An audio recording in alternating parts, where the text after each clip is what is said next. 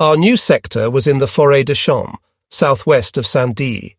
Our mission was to prevent American access to the road junction in Corsieux. In the area of the nearby small town of Vannemont, there was very heavy fighting with the Japanese, who tenaciously attacked over and over again. Our Lancers were rather shocked and bitter. "The Japanese are our allies, aren't they?" they asked. "Are they, too, fighting us now?" In a narrow valley, German units had encircled a battalion that came from Texas. The Hawaiian Japanese of the 442nd Infantry Regiment had been ordered to get them out of there at any cost. It meant bad business for the Americans. To get about 300 Texans freed, some 800 Japanese were killed or wounded. A report about this fighting, in which mostly our division was involved, appeared in Reader's Digest in 1960. After these battles, I was informed that the Personnel Office had named a new commander for Grenadier Regiment 308. My Oberst, the previous regimental commander, was named commander of the Salzburg-Berchtesgaden Security District. Before he departed, he informed me that I had been recommended for the Knight's Cross by General der Flieger Petersen. I could only think of how Papa Schulz had been recommended for the Oak Leaves to his Knight's Cross before he was replaced in Russia. Maybe I had contributed to this relief by my sometimes quite unorthodox behaviour. If the division commander had insisted on retaining me as a regimental commander, he would have succeeded. General Major Schiele was fairly new, though, and did not know me very well. Besides, I had spent much of the last 2 months actually under the command of another division. Additionally, his official expert for personnel was not my special friend, which I would understand only much later. The appearance of a successor, who was senior to me and had also completed a course for regimental commanders, was probably a special grace of fate for me. Once, in 1943, I had interfered with my fate and then made up my mind never to do it again. One of the battalion commanders, whom I personally knew well and valued a lot, became successor to Oberst Kaiser in Grenadier Regiment 326, but only lasted a few weeks before being killed in action. My successor, too, led the regiment only for a few weeks before being interned in Switzerland.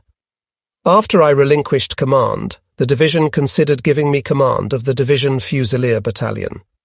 This was a fairly elite unit, which was used for reconnaissance, screening and other light infantry duties. I assume that some gentlemen higher up did not agree with my assignment to command this unit. General Petersen, as well as the commanding general of 19th Army, General de Infanterie Wiese, had not forgotten my 6 weeks of defending Le Thillot, the gateway to the Busang Tunnel. I was destined for further regimental commands.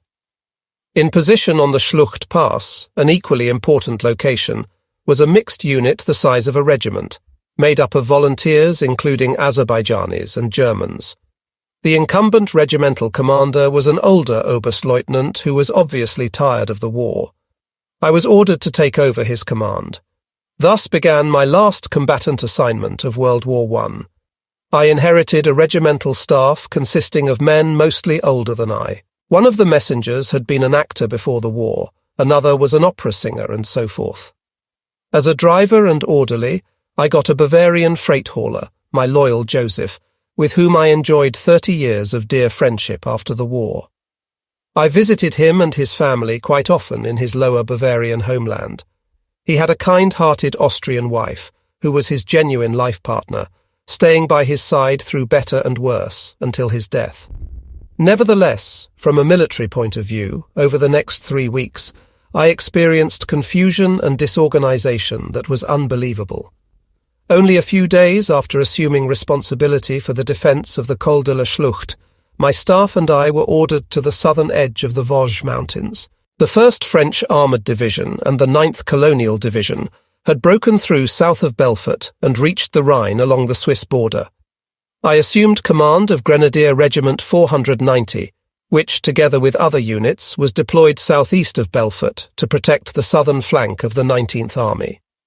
The local commander was General Major Rudolf von Oppen, a quite courageous gentleman, who was especially candid when expressing his opinion. "You know, my dear Gross-Johann," he said during our short orientation talk, "some time ago I was invited to meet Herr Himmler. Actually, he is quite a nice guy. It's unimaginable how much blood is stuck on his fins." He really said fins. My command post was in Brebot, about 11 kilometers southeast of Belfort, just on the southeast bank of the Rhine-Rhône Canal. Late on the afternoon of the 19th of November, French tanks attacked in great numbers from the woods to the south, and we had nothing with which to oppose them. The only chance of saving the soldiers of Grenadier Regiment 490, who were entrusted to me for a short time, from the tanks was to use the canal a few hundred meters behind us as an obstacle. I ordered a withdrawal behind this natural tank barrier during nightfall. Naturally, I asked no one for permission. This time there really was no opportunity to do so. The mission to protect the southern flank of the 19th Army could be accomplished from behind the canal as well as, or even better than, from before it. The next morning, General von Oppen called to tell me that 2 gentlemen from the staff of Army headquarters wanted to interrogate me at noon because of my evasion behind the canal. But personally, the General agreed fully with my decision. Towards noon, I appeared, as ordered, at the General's command post, where the 2 gentlemen were already expecting me. One was an Oberstleutnant IG, the other a judge advocate. I described the previous evening's situation to them and explained that the enemy attacked with about the same number of tanks as I had infantrymen. Besides that, we had no armor-piercing weapons at our disposal. Then I told them quite briefly about my experiences during the first weeks in Le Thillot, where I was also left alone with my fate. I explained that I had been in the business long enough to have learned that these days one could rely on one's own judgment as a soldier. The 2 gentlemen were quickly convinced and assured me that, based on statements by the General, they would not raise any complaints against me. With this, the case was dismissed. The same day, Grenadier Regiment 490 was attached to the 198th Infantry Division, which had been moved here to the south to defend against a French penetration of the Belfort Gap and subsequent breakout onto the plain of Alsace. This would not have been possible had I not brought it to safety behind the canal the night before. As mentioned, it was again almost the same situation as in Le Thillot, which also could only be defended because I did not execute a senseless order. The regiments of the 198th Infantry Division on my eastern and western flanks lagged behind, but my old bunch in Grenadier Regiment 308 followed me as my regiment advanced until we reached the Swiss border in the foggy darkness. Of course, I did have a great advantage with the support of the Jagdpanther battalion, but my leading infantry battalion, attacking along the road, nevertheless sustained considerable losses at the hands of the French, who tenaciously defended the cemetery in Souasse. Ultimately, in the course of the next few days of battle, my old regiment, to which I had belonged for almost 4 years, became more and more compressed into a small area near the Swiss border. They were finally faced with 2 choices: internment in Switzerland or being taken prisoner by the French. Understandably, they preferred the former option. General von Horn, our former division commander from Russia, who by now was the German military attaché in Switzerland, of course took special care of his former regiment as far as it was possible. In the evening hours of the 21st of November, I was wounded in my left hand by a small shell fragment. The splinter penetrated my thumb, causing such severe pain that, together with great fatigue, I became quite sick. Early the next morning, I was operated on at a dressing station and then returned to my outfit.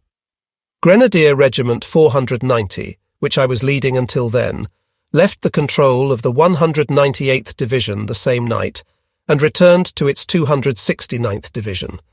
For me, it meant the final departure from my old division. Thereafter, I again took charge of my job at the Schlucht Pass. The next 2 to 3 weeks went by relatively calmly, at least for us in the pass. The early start of winter, most of all the heavy snowfall, created a situation in the high Vosges mountains. Schlucht Pass is 1150 meters above sea level, which made any fighting seem almost impossible. Nevertheless, the French succeeded, after hours of difficult marching through drifting snow and dense fog, in surprising and defeating the weak German position on the 1,360-metre-high Honeck, the highest peak of the Vosges Mountains. The peak was not in my sector, but in that of our neighbour to the south, the 269th Division, to which I was actually subordinate. Herr Borsche reported about this event in his booklet, Final Battle in the Vosges Mountains, very explicitly and quite dramatically. The German infantry on the Honeck could only have been surprised because they rather thoughtlessly relied on the belief that in this weather they did not have to expect an attack. Unfortunately, they were wrong. The loss of Honeck, which in good weather provided an excellent view into the Rhine Valley, not only hit the 269th Infantry Division, the 63rd Corps and the 19th Army like a bomb. It also deeply disturbed Herr Himmler in Triberg. Himmler, highly excited, demanded an immediate restoration of the position, as it was called so nicely in such cases. This was not without reason, as it soon became clear. What the enemy achieved at Honeck, he tried again a few days later at the 1,300-metre-high Rheinkopf, 5 kilometres further southwest, and was only denied a similar success with heavy sacrifices on the part of the German forces there. My unit was put on highest alert. Pioneers of the 269th Division succeeded little by little in laying and tightening up a belt of mines between the French at Honeck and their command post, which was established about 1 kilometre west of Honeck in a chalet off the mountain road. On the evening of the 11th of December, I had a conversation with General Wagner, who expressed great concern about the fact that until now all attempts to regain Honeck had failed, including an attack just that day. German troops had surrounded the enemy, but they would not budge. In a mood swing, I declared, "Herr General, I'll go to the Honeck and try to talk the French into a pullout." After that, my officers and I celebrated this somewhat insane decision so extensively that the next morning we were not exactly in great shape. But we still upheld our decision, which by now could not be reversed anyway. Remarkably, though Himmler was usually strictly against any contact with the enemy, as earlier in Le Thillot, he was at once willing to give me his strongest encouragement. My companions and I had to take appropriate credentials with us to Honeck to establish ourselves as negotiators. Capitaine Lartigau, commander of the 1st Company of the 3rd Algerian Infantry Division's 4th Regiment of Tunisian Tirailleurs, and also on-site commander at Honeck, turned us down. He declared that he couldn't even make such a decision. We then marched to his battalion's command post to see if we could reason with them. Regrettably, I only learned of the earlier mentioned minefield at this time. During the march through knee-deep snow to the French battalion's command post, several French soldiers who accompanied us unfortunately lost legs. I was afraid that these fanatic North Africans would hold us responsible and kill us right there.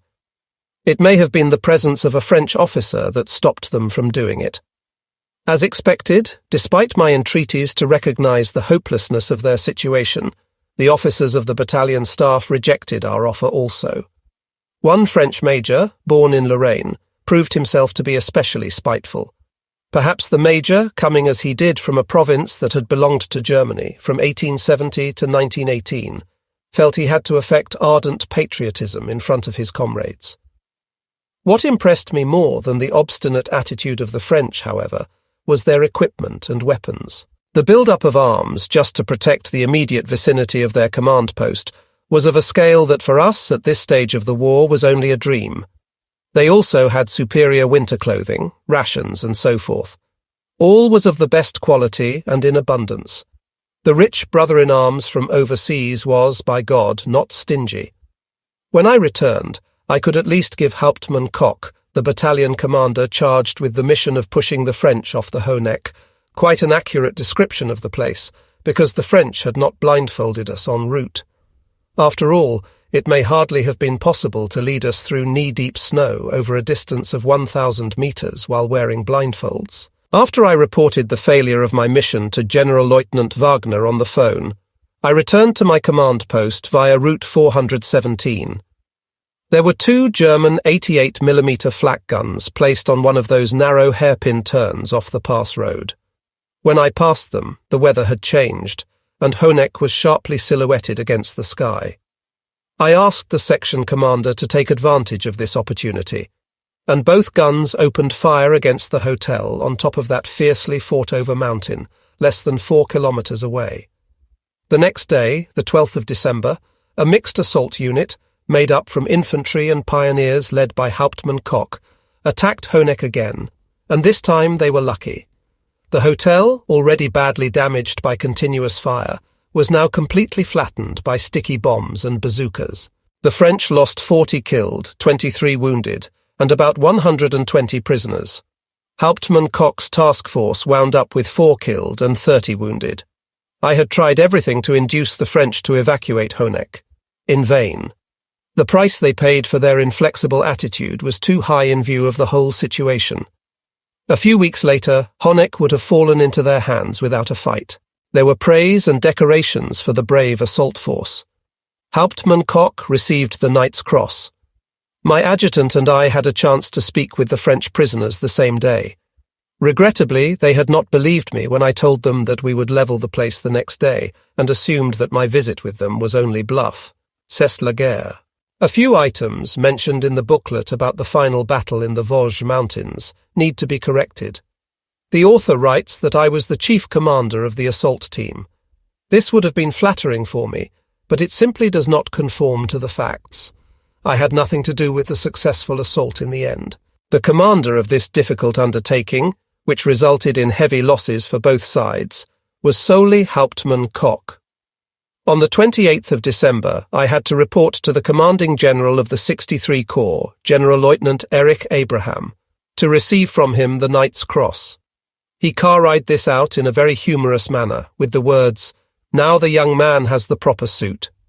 Afterwards, the general accompanied me to my command post, where we spent a very pleasant half-hour together. After the war, General-Lieutenant Abraham lived in Wiesbaden, where the obviously multi-talented soldier first earned his bread as violinist in a cafe. Unfortunately, I did not have the chance to see him after the war. He died in 1971 in Wiesbaden. Incidentally, the wording for the proposal for my Knight's Cross originated from the pen of a reserve officer who in civilian life was an attorney. He concluded his proposal with the words, "Under any circumstance, with his humour, his harshness toward himself, and his overpowering energy, he was always on top of the situation." From this language, one could almost come to the conclusion that this Bavarian barrister must also have been a successful defence counsel. During Christmas, I was with my provisional unit at the Schlucht Pass in the High Vosges. At that time, I had a brief encounter with our army group commander, Heinrich Himmler. He was not the radiant person that Hitler was. He acted like a petty bourgeois, just as General von Oppen once described. After the war, incidentally, I also got to know Himmler's brother, a schoolmaster in Munich, who was a quiet, amiable fellow. My last action on the front was January 1945, at the legendary Hartmannsweiler Kopf, whose soil was literally soaked with blood from German and French soldiers in 1914 during World War I. By about the middle of the month, I received news that the new commanding general of the 19th Army, General der Infanterie Siegfried Rasp, had granted me a 21-day furlough for bravery. The night before my departure, I was invited by him for dinner. The next morning I was relieved, and my loyal Joseph drove me to 19th Army headquarters.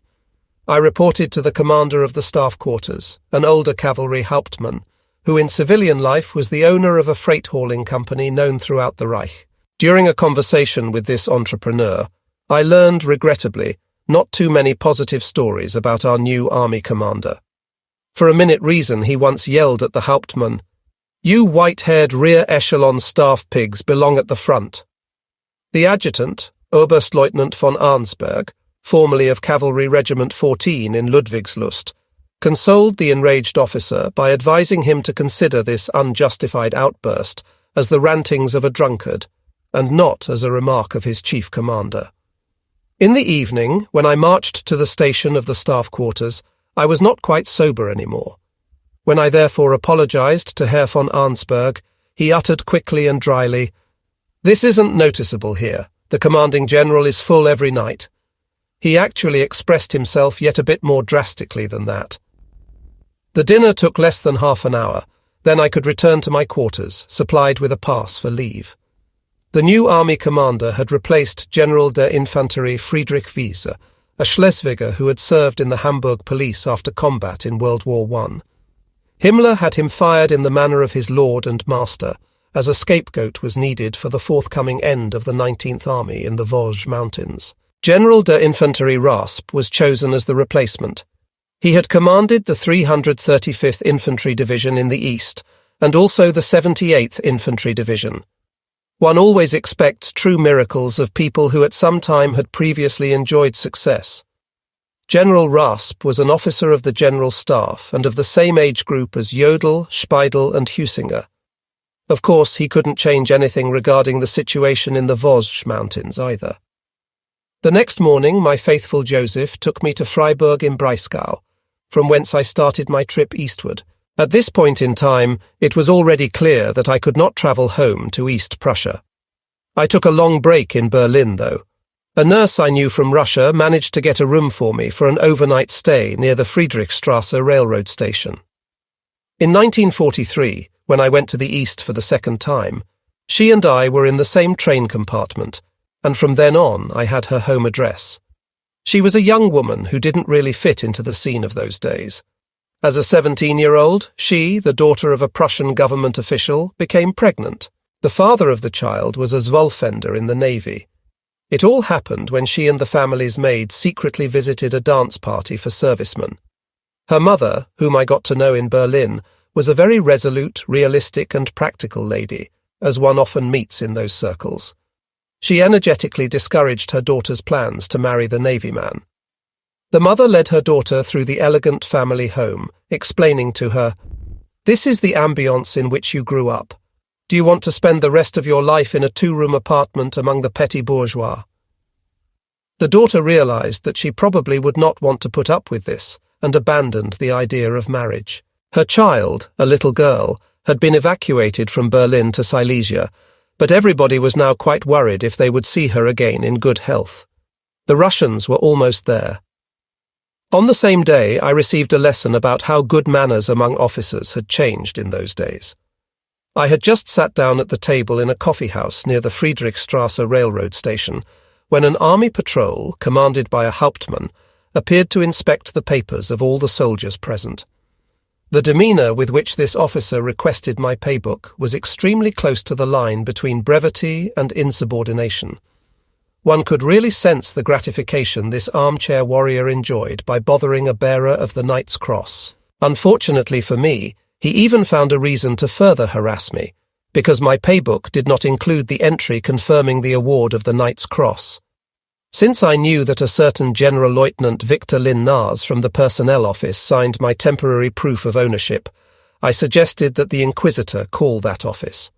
When I asked him if he would believe that a soldier wearing the German cross in gold and with a leave pass in his pocket personally signed by his army commander would feel the necessity to decorate himself with the Knight's Cross, he simply shrugged his shoulders. He demanded that I come with him to his guard post, which I declined to do.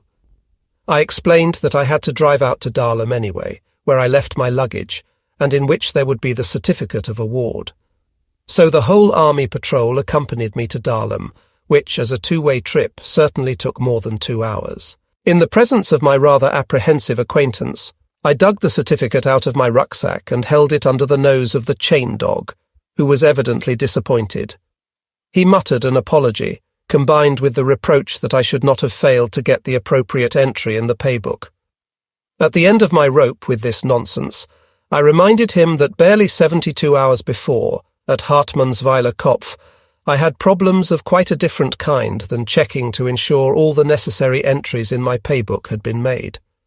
Since I assumed that my family succeeded in their escape from East Prussia, I supposed that they found refuge with some friends in Königsberg in Neumark. As it happened, I was right. Only 1 day later, I took my family to Ludwigslust, where at least I knew a few people. The local mayor arranged for them to be moved into the beautiful home of Countess Voss. Later, when the Russians had moved into Ludwigslust, my family went on towards the west and then lived in the vicinity of Hamelmeter in Westphalia. Soon enough, I returned to the Western Front. During my leave, the 19th Army had, after heavy fighting, abandoned the bridgehead in Alsace. My former division commander in the 198th, General Major Schiele, was meanwhile also sent into the desert as a scapegoat. He obviously did not succeed in working miracles, In his place, Oberst Bard took command of what was left of the division. As a general major, he was killed in action a few days before the war's end. Himmler, too, had disappeared, leaving Army Group Oberrhein on the 24th of January. After his failure on the Upper Rhine, he tried to earn his spurs on the Eastern Front as commander of Army Group Vistula. A short time later, supposedly because of work-related overstrain, Himmler was replaced in that position by one of my former East Prussian commanders, the now Generaloberst Gotthard Heinrichi. During my return trip from Ludwigslust to Freiburg im Breisgau, I contracted a cold with a high fever and was taken to the army hospital in Freiburg. I had asked that Oberstleutnant von Arnsberg be informed that I had finished my leave, but that at this time I was in the hospital. In the meantime, the 19th Army had moved their headquarters to Waldkirch, northeast of Freiburg. A few days later, a few members of my regimental staff from the Schlucht Pass appeared. Their fate was up in the air, and they were hoping that with a new position for me, we would all be able to stay together. Despite some concerns, my physician let me go, and my men could take me with them. They were quartered in a small hamlet in the Clotter Valley for the time being. On one of the following days, I drove to Waldkirch to report back to the army from my little enjoyable leave. Since I had been selected for a course for regimental commanders and had to react on short notice for my enrolment, Oberstleutnant von Arnsberg suggested sending me in the meantime to the military school in Furtwangen. I was allowed a few days of rest, but then had to leave my staff, which had grown so dear to me. For these men it meant being split up, and according to their capabilities, being used in different units. At least I was able to keep one man with me, my trusty Joseph. Ultimately, I kept him until the end of the war. Technically, still being a regimental commander, I could bring about the necessary transfer, which was signed by my adjutant. The commander of the military school, Oberst Müller-Melan, was an old acquaintance. In 1940, he was a major and battalion commander in Regiment Neueger in Ludwigslust. Another long-time acquaintance was my former Oberfeldwebel Braun from 198th Division. He had been promoted to lieutenant for outstanding bravery and was awarded the Oak Leaf Cluster to the Knight's Cross. Together, we trained future company commanders. The practical part, like the handling of machine guns, assault rifles and Panzerfausts, for example, was Lieutenant Braun's assignment, while I was put in charge of tactical training.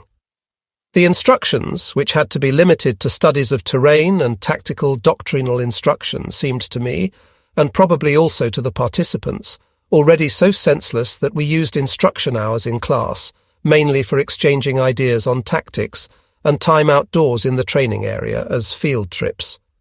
In Furtwangen, I got to know a girl who took care of Westphalian children who had been evacuated from the big cities there to Furtwangen. Had I then only suspected what would develop from this for me, I would certainly have avoided meeting her again after the war. I married that girl in 1947, only to be separated in 1953 and divorced in 1955 in Munich. She turned to another man, even while I did everything I could for her. Maybe it's indeed true that fate has planned a certain number of positive but also negative experiences for every person, and we have little choice but to live through it all. From Furtwangen, Lieutenant Braun and I visited our old regiment and the division, which was now awaiting the unavoidable end behind the Rhine at the so-called West Wall. From Furtwangen, I also went to visit my Bavarian Oberst in Berchtesgaden. He had gathered several former members of the 198th Infantry Division around him, or more precisely, they had come and gathered around him. There was our former division adjutant, now wearing the uniform of a Sturmbannführer of the Waffen-SS. I hope he still had his army uniform ready for himself when the Americans came. Then there was the smart Oberleutnant E., who in his earlier days was swiftly promoted to Hauptmann, and who in 1942, in his first heavy battle, suffered a nervous breakdown with such lasting effect that he never again showed up at the front. The third one was that older Hauptmann, whom we found near Uman, completely exhausted, at night in a Russian village. They all led quite a comfortable life. They had sent for their wives and lived until war's end in a fine hotel. The Americans probably then put a quick end to this idyll.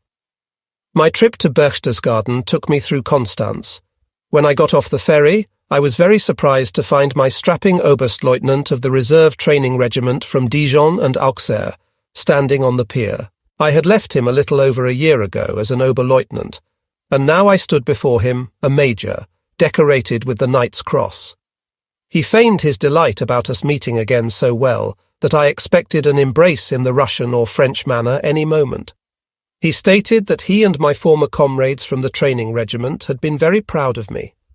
I thanked him befittingly and departed, without exhibiting anger, just as I had after my unexpected reunion with the Brazilian coffee bean. The so-called fight to the end for our homeland was a disgraceful, macabre, creeping sickness for the German Wehrmacht, whose bravery, hardiness and unselfishness can never be surpassed by any other army. We should have been spared such an ending, but the military courts threatened with the most dire consequences anyone daring to escape the certain downfall.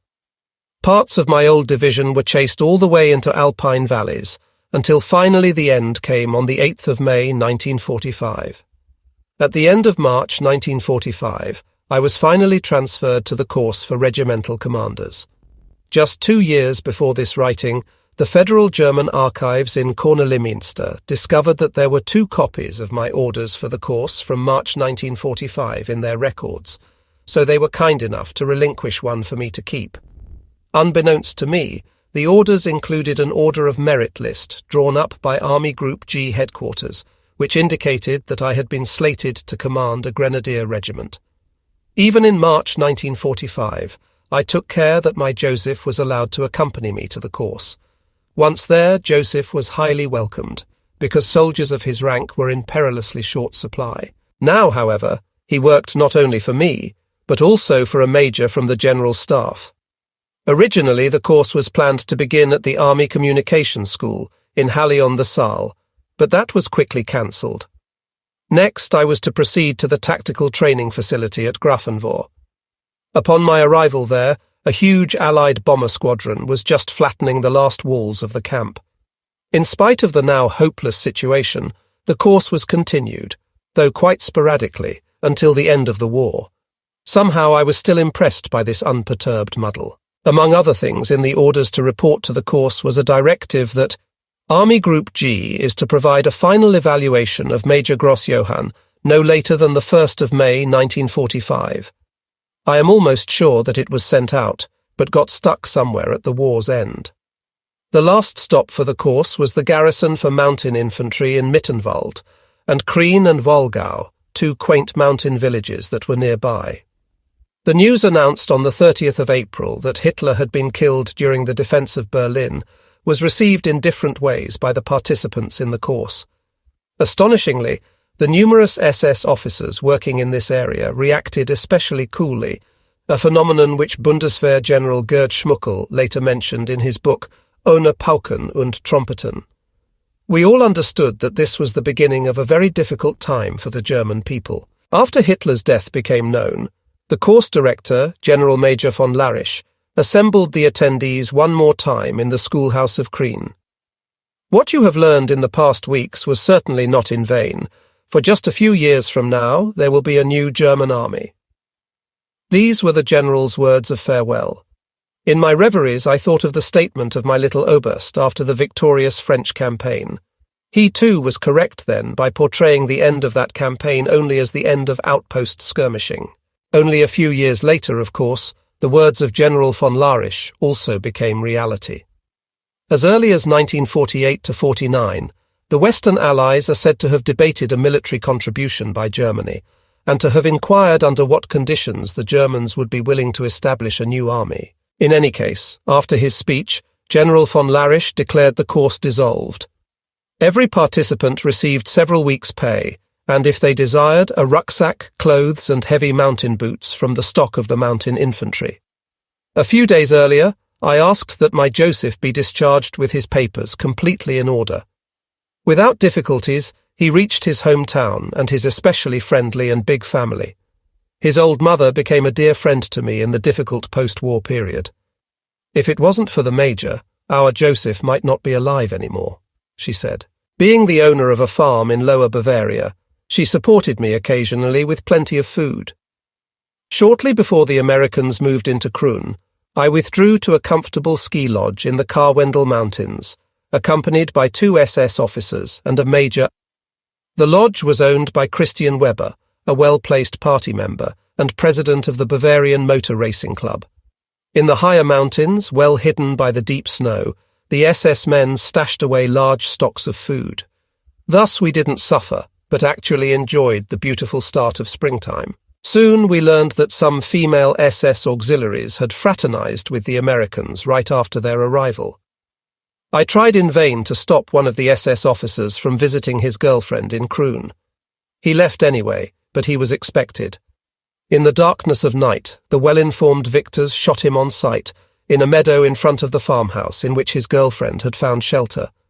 With certainty, one of her colleagues gave him away to the Americans, and in turn received considerable stocks of groceries and luxury items that had been in storage.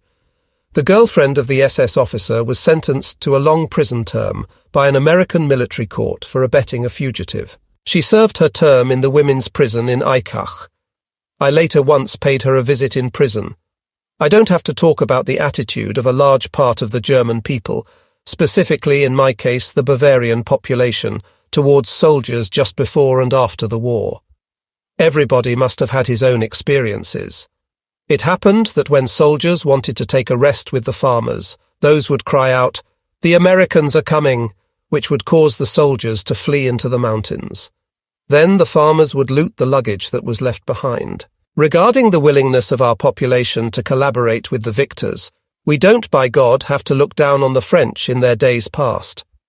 One day at breakfast in our lodge, we were discovered by some armed foreigners and they took us away. Fortunately, one of us had gone up to where the butter was kept in the ice and observed our capture. Armed with an automatic pistol, he followed us through thick brush, fired a few rounds into the blue sky, and our paths and the paths of our escorts separated surprisingly quickly. After this, we went back to our hut. It seemed now, however, appropriate to abandon our comfortable shelter at once. We separated and left the lodge by different routes. I had all unnecessary ballast removed from my rucksack, and except for a couple of pairs of socks, filled it to the top with thousands of cigarettes from the SS depot. Later on, this proved exceedingly useful. In the beginning, I hiked along lonely mountain trails until I arrived at Kochel am See, where I deposited all my medals, as well as pertinent documents, with a homeowner whom I trusted. Afterwards, I crossed much of southern Germany, where I could easily evade the Americans, whose checkpoints were only on major roads. I had no problems with food. All I needed to do was to take a pack of cigarettes from my rucksack, which I guarded with my life, and soon I could enjoy a healthy meal at a farmhouse of my choice. Then I arrived in Betzgau near Kempten im Allgäu at the house of the mayor, who was until now also the local farmers' leader. I offered my help with harvesting hay, which had already begun. Since I grew up out in the country in my East Prussian homeland, I still had profound knowledge of all types of work related to agriculture. Therefore, I was soon entrusted with activities requiring higher qualifications. Together with the 2 nice daughters of the house, I took care of the milk cows, including my part of the milking, as eventually happened with all leaders, great and small, from any Nazi Party organization. My mayor and ex-farmers leader was one day arrested and imprisoned. What his crime may have been, I don't know. Maybe one could suppose that he indoctrinated National Socialism into the cattle of Betzgau, and I don't mean just the bovine ones. General George S. Patton, Jr., opened the camp doors soon after the war's end and sent all the little fish home and in many cases back to work. He paid for that by losing his post as commanding general of the US Third Army. The mayor's nice wife asked me if I could not at least stay until her husband would come home. In view of subsequent events, maybe this is what I should have done. One late afternoon I went for a swim at a nearby pond. There I was approached by an American officer who assumed I had been a soldier. He asked for my papers. A German-speaking Dutch woman, probably a souvenir the American got in the Netherlands, translated. He was quite a nice young man, and said I must be very exhausted after wandering around so much without sufficient food and shelter for such a long time. Of course I did not tell him that I had been quite well cared for by a local farmer.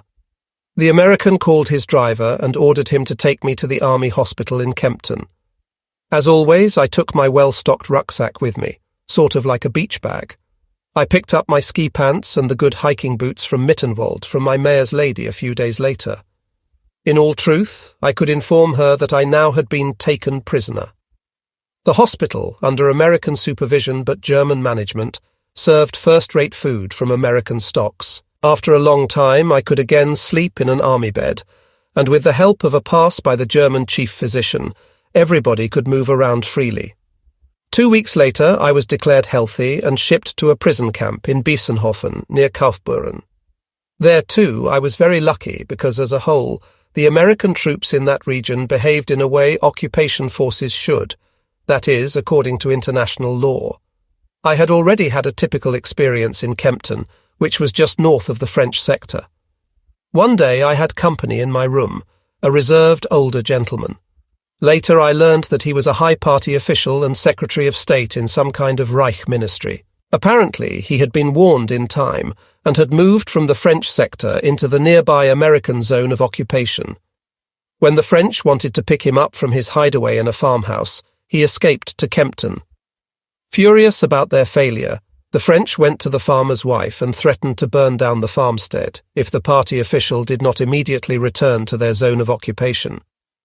Evidently, he had told his hostess that he had to go to Kempton to the hospital. Unlike me, he really needed medical help. So the scared woman showed up in the hospital and fervently begged her guest to return to the French sector, something he did not show the slightest inclination to do.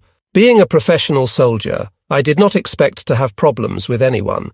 So I accompanied the woman to the American command post and explained to a young officer, who spoke German fluently, what the French were planning to do. Already by this time, one could notice the tension building between the French and the Americans.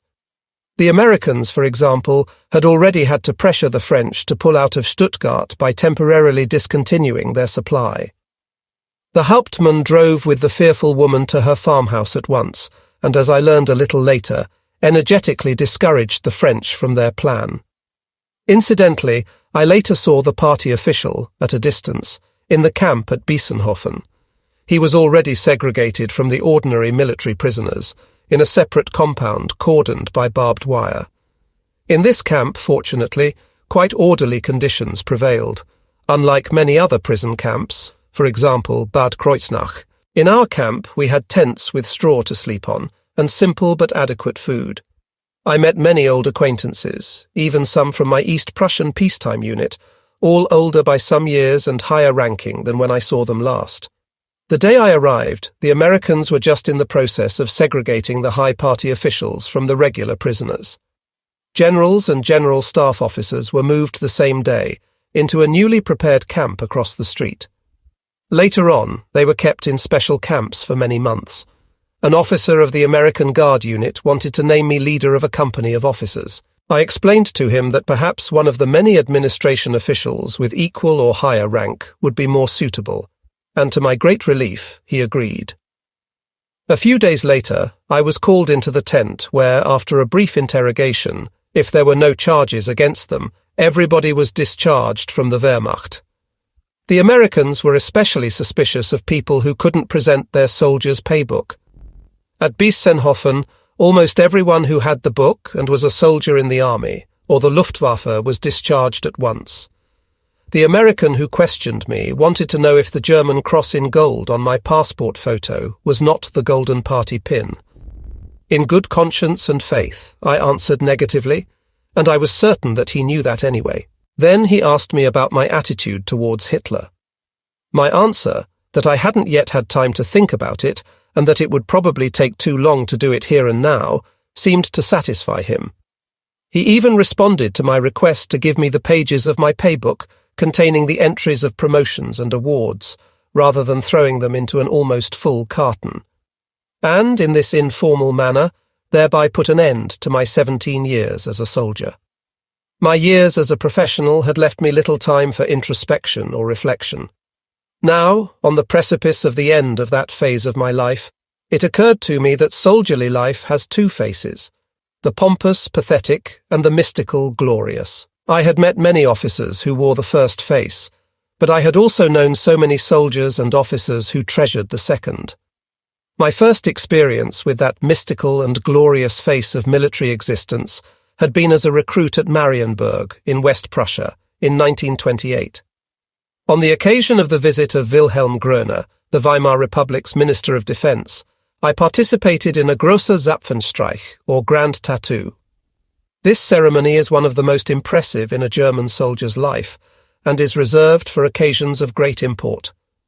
To have one conducted in one's personal honour is one of the highest tributes to which one can aspire. In all garrisons, the Locken was played each night to signal soldiers that it was time to return to their barracks. 15 minutes later, the tattoo was performed. It was routinely played each night by buglers or staff trumpeters, as a signal that all soldiers not on pass or furlough must be in their barracks by the time the last note was played. The Grand Tattoo, however, was something very different. It is practically impossible for anyone who witnesses, much less participates in, a Grand Tattoo to fail to be profoundly moved. It was played by the regimental band, augmented by kettle drums, fifes, and even carillons, and featured an honour company whose flanking files carried flaming torches. Each Grand Tattoo began with a crescendo of rolling drums, then the shrill shriek of fifes, which denoted the Locken. This was followed by the call to evening prayer, signified by the playing of Deutschland über alles, the national anthem, which was, after all, originally a hymn by Haydn. Next, a selection of some of the most stirring German martial tunes was played. I always liked Der Fährberliner Reitermarsch the best, and it was nearly always part of the band's repertoire for a Grand Tattoo. This tune combined the very emotive elements of soldierly pride and melancholy sorrow. Count Moltke, the elder, its creator, must have been a very intuitive and sensitive man to be able to so effectively reflect these fundamental emotions of every soldier's life through the media of rolling drums, skirling fifes, and trumpet fanfares. Behind the ranks of Prussian grenadiers marched the drummers and buglers, and not just to help them keep in step, they would also signal the beginning of an assault. Many a grenadier was sent headlong into hand-to-hand combat by the electrifying bugle and drum call to lower rifle, prepare to attack. This, too, was part of the Grand Tattoo. "Gentlemen, this is a festive moment," one of my East Prussian aristocrat regimental commanders once orated on the occasion of a Grand Tattoo. The terms associated with this event, such as the oath on the colours, a hero's death, field of honour, all these may, out of context, sound like empty phrases, but through centuries they have helped many men in times of strife, and not just on our side, to more easily give their lives for their people and their country. True enough. Yet in this spring of 1945, there would be no Grand Tattoos conducted in honour of the millions of German soldiers who had given their lives during the last 6 years. I received my discharge papers and some money, I think it was 80 Reichsmarks, and was allowed to leave the camp. At that time, the Americans generally behaved extremely arrogantly, but I did not encounter any hateful US soldiers in Biesenhofen. Before one could finally leave the camp, everybody received a check mark of white oil paint on both pant legs, so I stitched a patch of fabric on each leg of my new ski pants, and the GI giving out the paint marks placed them right there, in accordance with my wishes. The purpose of those marks was hard to understand, but maybe the American commander was a rancher at home and was used to branding cattle before they were let go. After the 8th of May, our market value to the Americans was probably not higher than their livestock at home. That only came to an end when, in 1948, the Russians started to make it clear to the Americans that they intended to be the future king of the hill. Before the discharge ceremony, a pathetically far cry from a Grand Tattoo, I had bundled up my humble belongings and left the camp as an orderly, released civilian. Outside the barbed wire, I took several deep breaths. I survived, I was healthy, I was free. Everything else would fall into place. Never again in my life did I experience independence and freedom as something so beautiful as at that moment. As a Zollfender, I had extended my military service by some unpleasant years, but as of now, it was finally finished. Quite differently from anything I could have imagined in 1928.